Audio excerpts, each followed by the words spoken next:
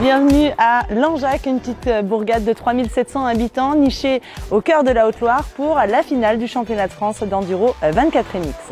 Au niveau de l'économie, ici, c'est assez réputé pour ces usines de revalorisation des déchets du bois. Les déchets sont triés, traités et transformés en terreau ou encore en plaquettes d'arboriculture.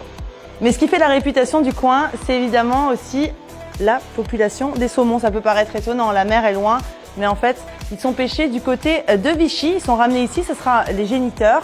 Et on va faire se reproduire ici même, à Langeac, 800 000 alevins qui seront relâchés lorsqu'ils auront 3 mois dans l'Allier, mais également exportés dans l'Europe pour garantir la population de ce poisson.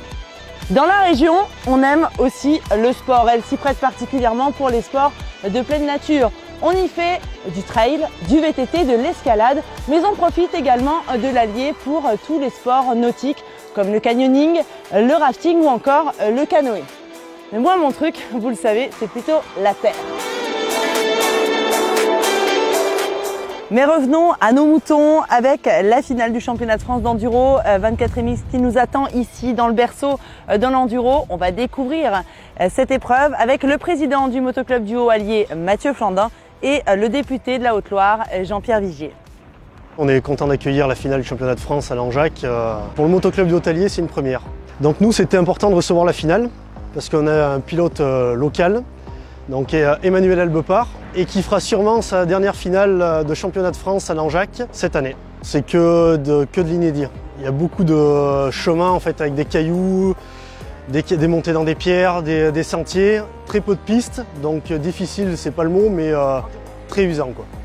C'est une boucle de 78 km à faire 2 à 3 fois suivant les catégories. CH Unix, qui sera situé au centre culturel de Langeac, près des stades.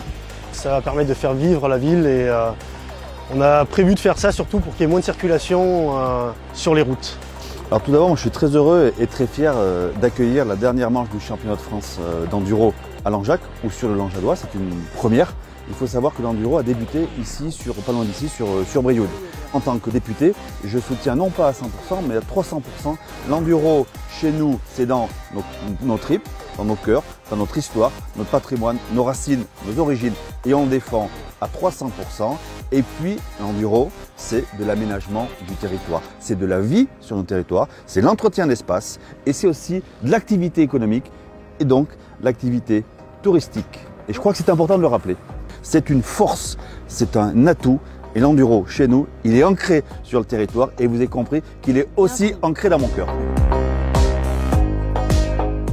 La première spéciale sera située à 5 minutes de Langeac, dans un petit village qui s'appelle Jaon.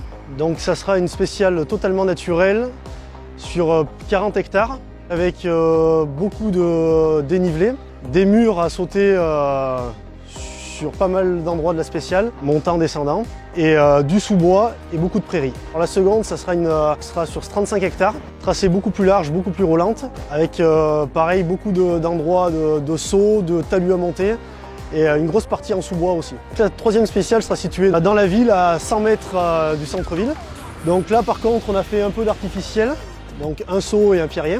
En fait, on a fait surtout 2 obstacles pour le public qui ne connaît pas trop l'enduro et qui ne se déplace pas.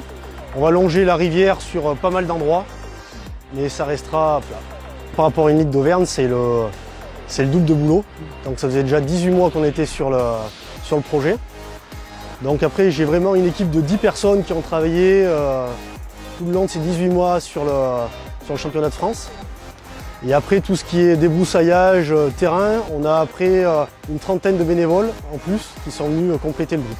Ça a été un gros boulot parce qu'il y avait plus de 30 km de chemin à réouvrir totalement. Donc là, il y a eu vraiment un gros travail de fait par les bénévoles. Donc ce week-end, on a mobilisé plus de 240 bénévoles jour sur le samedi et dimanche. En animation, on a prévu l'initiation de trottinette électrique pour les enfants, baptême en hélicoptère sur 2 jours. Et le samedi soir, donc gros repas avec le groupe Almeras. Et après, nous, ce qu'on souhaite, c'est le beau temps, même si dimanche, il annonce un peu mitigé.